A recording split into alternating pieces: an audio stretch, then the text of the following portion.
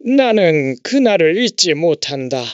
내 손에 들려있던 도장, 그리고 아들의 눈빛. 아버지, 잠깐 명의만 제 이름으로 바꾸면 돼요. 대출이 안 나오니까. 은행에서 요구해요.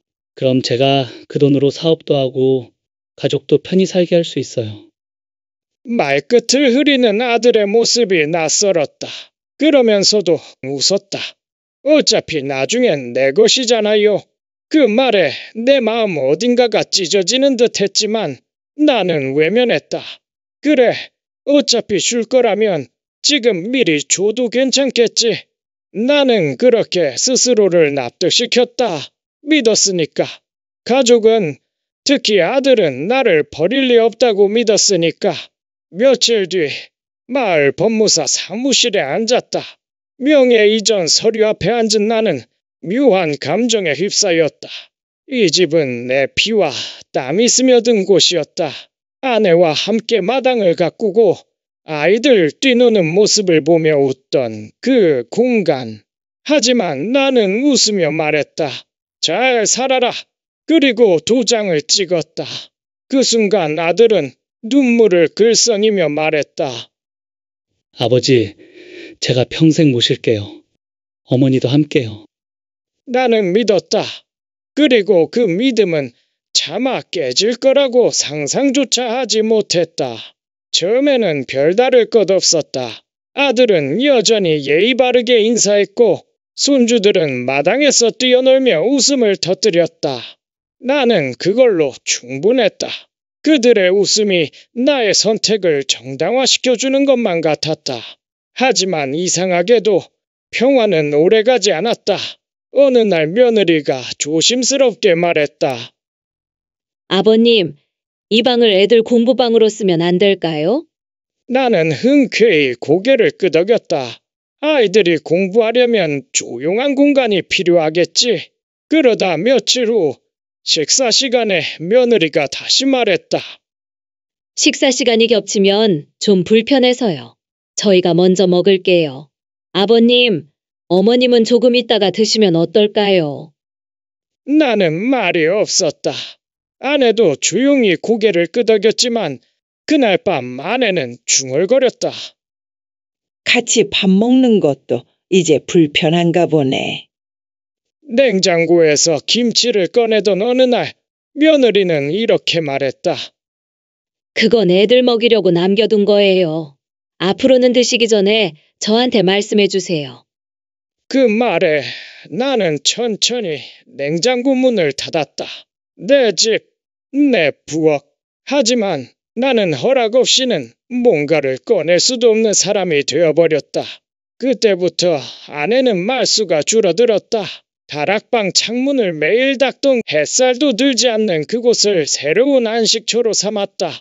조용한 공간, 우리가 더 이상 중심이 아닌 공간. 하루는 손주가 내게 말했다. 할아버지, 엄마가 그만 설거지 하래요. 물 너무 많이 나온대요. 그 말을 듣고 나는 조용히 설거지를 내려놓았다. 눈을 마주치지 못하고 거실로 향했다. 아내도 말이 없었다. 그날 밤 우리는 같은 방에 있었지만 어떤 말도 나누지 않았다. 사람은 큰일이 아니라도 무너진다.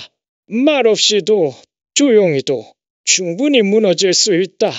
나는 손수 지은 집에서 점점 작아지고 있었다. 점점 작아지고 점점 멀어지고 있었다. 은날이었다. 마당을 돌고 나서 현관문 손잡이를 돌렸다. 철컥 문이 잠겨 있었다. 순간 멈칫했다. 평소라면 열려 있어야 할 문, 내가 살던 내가 지은 집의 문이 당황해서 초인종을 눌렀다. 한참 후 전화가 울렸다. 아버지, 오늘은 저희끼리 좀 쉬고 싶어요. 죄송하지만 나가 계시면 안 될까요? 나는 아무 말도 하지 못했다. 그리고 조용히 말했다. 알겠다. 그날 밤 나는 찜질방으로 향했다. 조용히 아무도 모르게 구석자리, 불 꺼진 방, 옆자리 노인의 코 고는 소리, 천장에 비치는 희미한 불빛. 나는 눈을 감았다. 그리고 속으로 되물었다. 나는 지금 어디에 사는 사람인가? 그때부터 나는 집에 들어가기 전에 아들에게 전화를 걸기 시작했다. 오늘은 들어가도 되겠니? 처음엔 괜찮다고 했지만 점점 대답은 짧아졌다. 애들이 감기 기운이 있어서요. 아직 정리가 안 돼서요. 당분간은 좀 그러셨으면 좋겠어요. 내 집이 어느새 허락을 구해야 들어갈 수 있는 곳이 되어 있었다. 그래도 나는 참고 기다렸다. 언젠간 풀릴 거라고 믿으며 며칠 뒤 나는 조심스럽게 집을 찾았다.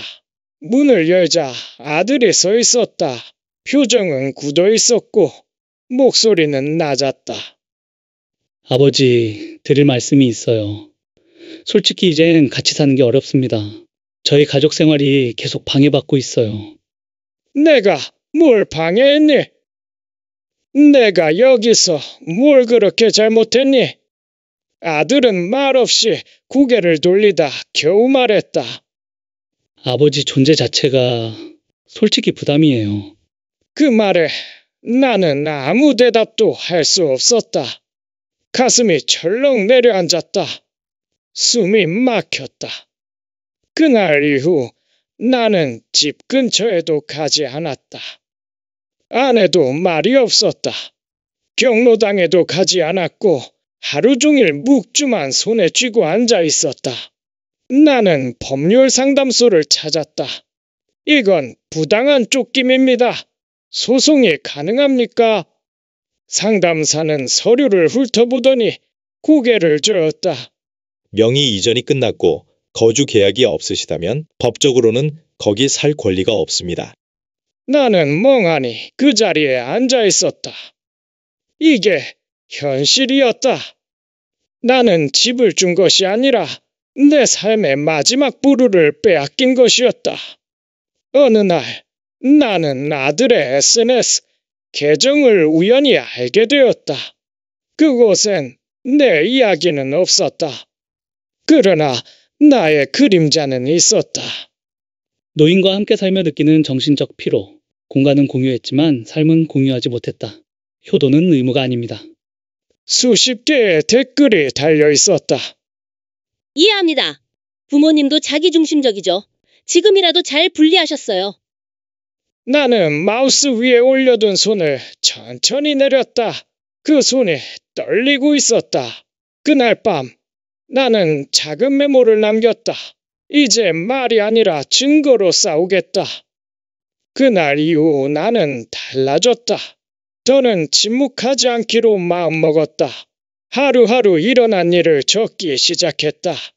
반찬 꺼내지 말라는 며느리의 말, 설거지하지 말라는 손주의 말, 문이 잠긴 날, 냉장고 문을 닫았던 순간까지 잊지 않기 위해 메모장을 꺼냈다.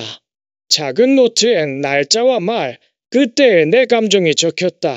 때론 손이 떨려 글씨가 삐뚤빼뚤했지만 한자도 빠뜨리지 않았다. 그 메모는 내 삶의 기록이자 나를 증명할 유일한 수단이었다. 복지관의 문의에 시민단체를 알게 됐다. 노년권리 모임. 전화로 내 사연을 말했을 때 단체 대표는 단번에 말했다. 이건 단순한 가족 갈등이 아닙니다. 같은 피해를 입은 분들이 많습니다. 직접 뵙고 싶어요.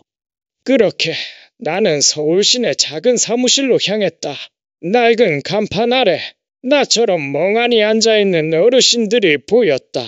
우리는 모두 같은 이유로 그곳에 있었다. 그날부터 나는 새로운 싸움을 준비했다. 블로그도 만들었다. 내 집에서 쫓겨난 사람이라는 이름. 처음엔 부끄러웠다. 이름도 얼굴도 숨기고 익명으로 글을 썼다.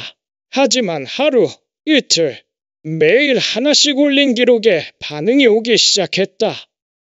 저도 같은 경험을 했습니다. 이야기 듣고 아버지를 더 지켜드릴 수 있었어요. 그런 댓글을 볼 때마다 나는 외롭지 않다는 걸 느꼈다. 혼자가 아니라는 사실이 이렇게 큰 힘이 될 줄은 몰랐다. 법률 자문도 다시 받았다. 변호사와 함께 정식으로 증여, 무효 소송을 준비했다. 아들이 부양의지를 가장해 명의를 넘겨받았고 이후 나를 배제했다는 점, 거주권도 없이 쫓겨났다는 점, 그 모든 걸 일지, 증언, 녹취록으로 정리했다. 나는 이제 피해자가 아니라 행동하는 사람이 되었다. 처음엔 법원도 무심했다. 가족 분쟁은 조정 권고 사안입니다. 법적으로 명백하지 않습니다. 그런 말들이 돌아왔다. 하지만 블로그에 올라온 글은 언론의 눈에 띄었고 한 지역 기자가 내게 전화를 걸었다. 이건 꼭 써야 합니다. 너무 많은 분들이 조용히 쫓겨나고 있습니다. 그리고 며칠 후 내 이야기는 기사로 세상에 퍼져나갔다. 댓글은 하루 만에 수백 개가 달렸다. 이건 폭력이다. 효도는 강요해서는 안 되지만 이건 배신이다. 노인을 내쫓고 웃는 자식들이 문제다. 나는 조용히 모든 댓글을 읽었다. 마음이 복잡했다. 억울함, 슬픔, 그리고 작지만 단단한 용기가 피어오르고 있었다. 이건 더 이상 나 혼자만의 싸움이 아니라는 걸 나는 확신하게 되었다. 소송은 길고 지루했다. 자식과 법정에서 마주한다는 건 고통 그 자체였다. 하지만 나는 물러서지 않았다. 매일같이 노트를 꺼내고 자료를 정리했다. 일지엔 날짜와 상황, 대화의 맥락이 구체적으로 적혀 있었다.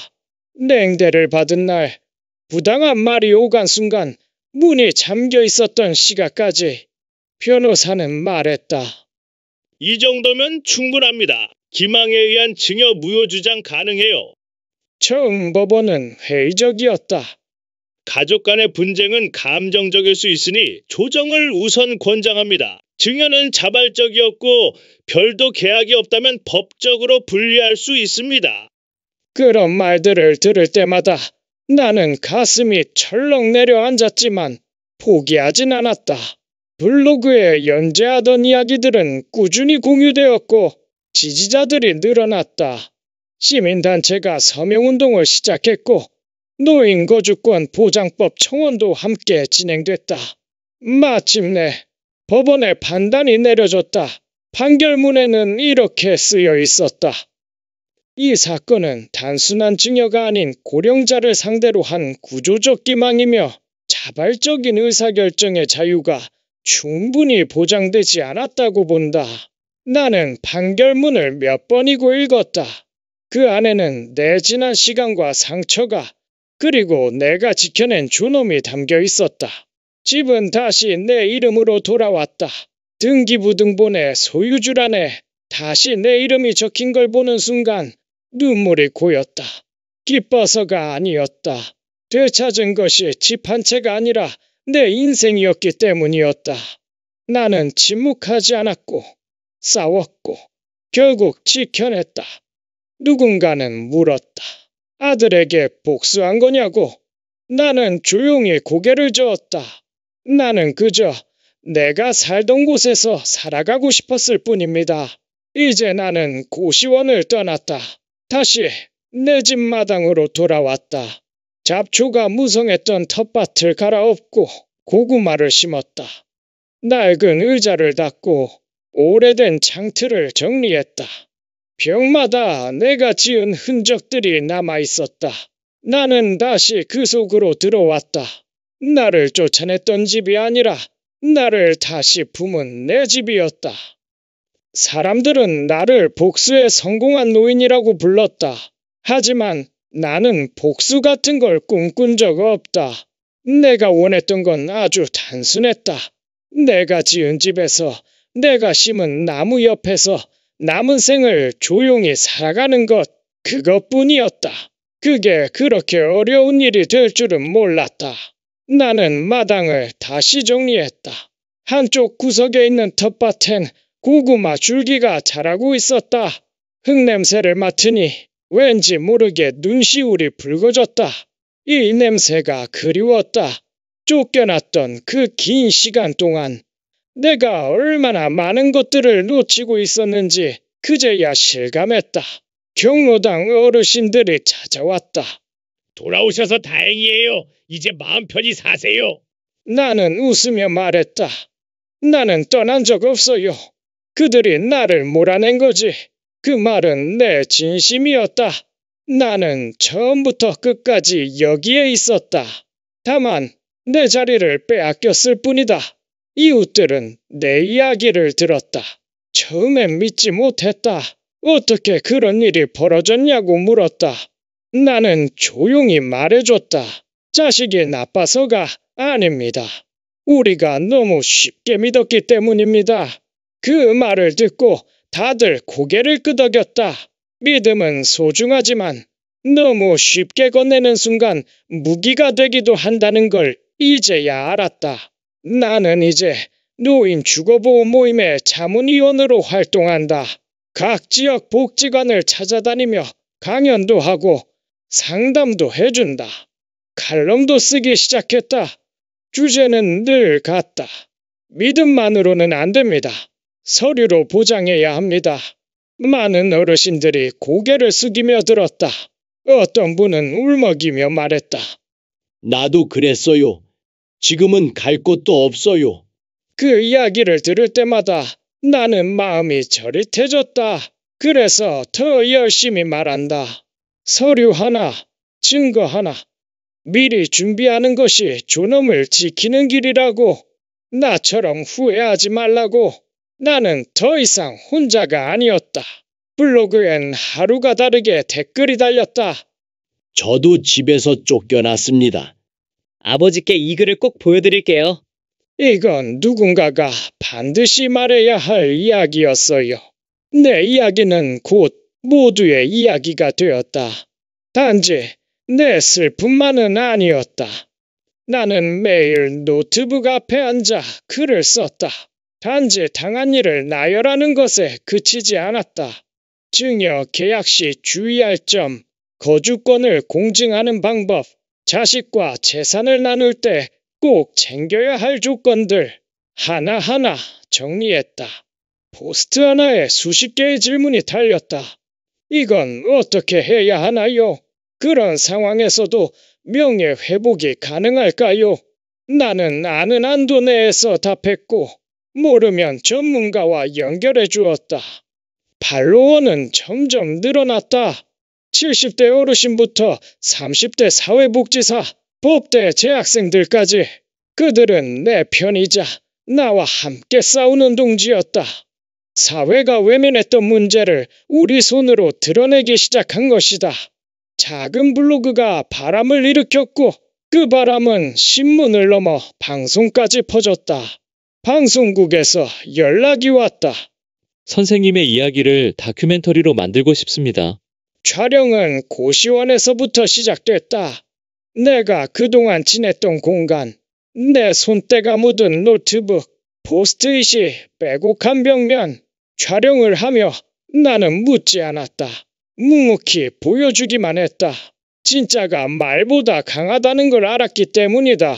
다큐멘터리 제목은 나는 집에서 쫓겨났습니다. 였다. 영상은 유튜브에서 100만 조회수를 넘겼다. 수천 개의 댓글이 달렸다. 그중엔 이런 글도 있었다. 우리 엄마도 이런 상황입니다. 지금이라도 싸워야겠어요. 이 다큐 보고 가족에게 너무 미안해졌습니다. 이제 잘하겠습니다. 나는 그 글들을 읽으며 울지 않을 수 없었다. 이제 나는 단순히 피해자가 아니었다. 목소리를 낼 줄 아는 사람이었고 변화를 이끌 수 있는 사람이었다. 과거의 나처럼 말도 못하고 억울함을 꾹 삼킨 채 찜질방을 전전하던 수많은 이들이 나를 보며 용기를 냈다. 그 사실 하나만으로 나는 충분히 행복했다. 나는 여전히 블로그에 글을 쓴다. 매일 한 편씩 내가 겪은 일, 누군가로부터 전해들은 이야기, 그리고 실용적인 정보들까지. 고시원 좁은 책상 앞에 앉아 낡은 노트북으로 천천히 타자를 친다. 한 글자, 한 문장이 누군가에게는 기댈 수 있는 나무가 되기를 바라면서 어느 날 한 통의 메일이 도착했다. 어르신, 저는 이제 막 법을 공부하기 시작한 학생입니다. 어르신 덕분에 진짜 사회의 어두운 면을 마주했습니다. 언젠가 꼭 어르신 같은 분들을 돕는 변호사가 되고 싶습니다. 나는 그 메일을 몇 번이고 다시 읽었다. 그리고 고요한 밤 혼잣말처럼 중얼거렸다. 이제 나는 혼자가 아니다. 나처럼 목소리를 잃었던 사람들을 대신해 말하는 사람이 되었다. 한 지방의회에서 연락이 왔다. 주민간담회에서 고령자 재산보호법에 대해 이야기해 줄 수 있겠냐고. 나는 수락했다. 정장을 꺼내 입고 오래된 가방에 판결문과 메모, 블로그 자료를 챙겼다. 그리고 처음 마이크 앞에 섰다. 떨리는 목소리로 말했다. 저는 자식에게 집을 줬다가 쫓겨났던 사람입니다. 잠시 정적이 흘렀지만 이내 청중들의 눈빛이 달라졌다. 나는 그날 2시간 넘게 이야기했다. 복수도 아니고 원망도 아니다. 그냥 누군가는 이걸 말해야 한다는 절박함이었다. 강연이 끝나고 한 할머니가 내 손을 붙잡았다. 고맙습니다. 나도 쫓겨났어요. 말할 데가 없었어요. 그 손이 떨리고 있었다. 나는 두 손을 꼭 잡고 나직이 말했다. 이제 우리 함께 말해요. 우리도 말할 수 있어요. 이제 나는 매주 복지관을 돌아다닌다. 누구도 듣지 않았던 노인들의 말을 듣고 조언을 해준다. 누가 얼마나 가진 게 아니라 얼마나 지키며 살아왔는지가 더 중요한 거라고. 나는 어느새 선생님이라는 호칭을 듣는다. 처음엔 어색했지만 이제는 그 말 속에 담긴 신뢰와 기대를 안다. 그래서 더욱 무겁게 받아들인다. 침묵했던 수많은 이들의 이름으로 나는 계속 말할 것이다. 계속 싸울 것이다. 그리고 언젠가는 우리 사회가 조금이라도 바뀌었다고 느낄 수 있는 날이 오기를 바라며 나는 오늘도 글을 쓴다. 오랜만에 마당 흙을 밟았다. 내 발 아래 내가 직접 뿌린 시멘트 조각과 흙먼지가 고스란히 남아 있었다. 나는 무릎을 꿇고 텃밭을 다시 손질했다. 고구마 순이 숨을 쉬고 있었다. 햇살은 따뜻했고 바람은 부드러웠다. 이곳은 내 집이다. 나는 이제 허락 없이 문을 열 수 있고 냉장고에서 반찬을 꺼낼 수 있으며 부엌에서 내 손으로 설거지를 할 수 있다. 아주 당연한 일들이 너무 오래 내게는 허락되지 않았다. 이웃들은 말한다. 돌아오셔서 참 다행이에요. 나는 웃는다. 나는 떠난 적이 없어요. 그들이 나를 몰아낸 것뿐이죠. 어느 날 경로당에서 하는 얼굴을 만났다. 나처럼 집을 자식에게 넘겼다가 돌아갈 곳을 잃었던 박할머니였다. 내 손을 꼭 잡고 말했다. 이젠 괜찮으세요? 나는 고개를 끄덕이며 말했다. 이젠 진짜로 괜찮아요. 그 말 안에는 많은 것들이 들어있었다. 부끄러움도, 후회도, 분노도, 그리고 마지막엔 아주 깊은 안도감까지. 그날 밤 나는 마당에서 오래 서 있었다. 창문마다 불이 들어오고 바람이 잎을 흔들며 스쳐갔다. 이 집이 다시 나를 받아주는 데엔 시간이 필요했지만 결국 돌아왔다. 나는 고맙다고 말하지 않았다. 대신 고구마 한 상자를 수확해 마을회관에 나눠줬다. 그 안에는 내 말 대신 담긴 마음이 있었다. 말보다는 손으로 전하는 게 더 익숙한 나니까. 밤이 되자 아내는 나직이 말했다. 이제 다시 시작하면 되겠네요. 나는 고개를 끄덕였다. 응, 이제 다시 심고 다시 지키면 돼. 그 집, 그 마당, 그 손때 묻은 부엌. 내가 만들어 온 모든 것이 내 곁에 다시 있다. 그리고 나는 그 속에 다시 서 있다. 등기부등본에 내 이름이 다시 올라갔다는 걸 확인했을 때 나는 아무 말도 하지 않았다. 서류 한 장이지만 그 안에는 내가 되찾은 삶이 담겨 있었다. 누군가는 단순한 법적 소유라 말할지 몰라도 내게 그건 존재의 증명이었다. 다시는 누구의 허락도 없이 이 집에 들어설 수 있다는 것, 내 발로 내 문을 열 수 있다는 것, 그 모든 게 나에겐 기적 같았다. 마당에서 고구마를 캐고 옥상에서 빨래를 널고 아내와 함께 된장을 담갔다. 너무 평범한 일상들이었지만 나는 하루하루가 소중했다. 예전엔 몰랐다. 사는 것 자체가 이토록 귀한 줄은. 블로그는 여전히 운영 중이다. 내 집에서 쫓겨난 사람이라는 닉네임은 그대로 남겨뒀다. 그 이름은 내 상처이자 내 무기였으니까. 지금은 사연을 모으는 공간이 되었다. 쫓겨난 어르신, 갈 곳 잃은 분들, 자식에게 배신당한 이야기들이 끝도 없이 도착한다.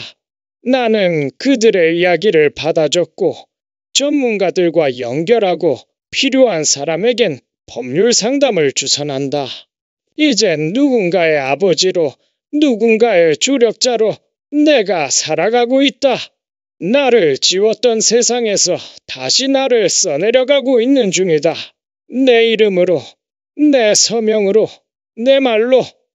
내가 사라졌던 시간들은 어쩌면 내게 가장 필요한 시간이었는지도 모른다. 나는 그 시간 속에서 배우고 깨닫고 단단해졌다. 그리고 다시 내가 살아갈 자리를 내 손으로 만들어냈다. 나는 더 이상 주지 않는다. 함부로 기대지 않는다. 사랑은 계속하지만 그 사랑을 내 권리 위에 세운다. 예전엔 믿음이 먼저였다. 가족이니까, 자식이니까. 하지만 이제는 안다. 믿음은 말이 아니라 구조 속에 있어야 하고 감정이 아니라 서류로 보장받아야 한다는 걸. 그걸 몰랐던 나는 상처를 받았고 그 대가는 너무도 컸다. 나는 가끔 마을회관에서 어르신들 앞에 선다. 내 이야기를 들려준다. 그리고 말한다. 자식에게 주기 전에 먼저 물어보세요. 이걸 주면 나는 어디서 어떻게 살게 될지를요. 모두 고개를 끄덕인다. 어떤 이는 눈을 감고 어떤 이는 입술을 꾹 다문다. 다들 알지만 말하지 못했던 진실. 나는 그 진실을 대신 말해주는 사람일 뿐이다. 마당에는 봄꽃이 피었다. 고구마 줄기는 다시 뻗고 있고 작년보다 줄기를 더 곧게 세웠다. 집안 곳곳엔 햇살이 들고 창문은 항상 열려있다. 문은 잠기지 않는다. 나는 이제 누구에게도 허락받지 않고 걷는다. 내 집에서, 내 시간으로, 내 발걸음으로. 아들은 연락하지 않는다. 며느리는 계정을 없앴고 손주는 기억 속에서 멀어져 간다. 하지만 나는 그들을 원망하지 않는다. 원망은 내 시간을 갉아먹기 때문이다. 대신 나는 지킨다. 나 자신을, 내 공간을, 내 삶을, 그 누구도 함부로 넘볼 수 없는 나의 노후를. 나는 지금 내 집에서 살고 있다. 그것만으로도 충분하다. 그리고 마지막으로 지금 이 영상을 보고 있는 당신께 말하고 싶다. 사랑만으로 지켜지는 노후는 없습니다. 가족이라는 말만으로 보장되는 삶도 없습니다. 오직 준비된 당신의 권리만이 당신을 끝까지 지켜줄 수 있습니다. 그리고 제 이야기에 공감하셨다면 구독과 좋아요로 함께 해주세요. 이 이야기가 더 많은 사람에게 닿을 수 있도록 당신의 손끝이 그 연결고리가 되어주길 바랍니다. 고맙습니다. 끝까지 함께 해주신 여러분께 깊은 존경과 마음을 전합니다.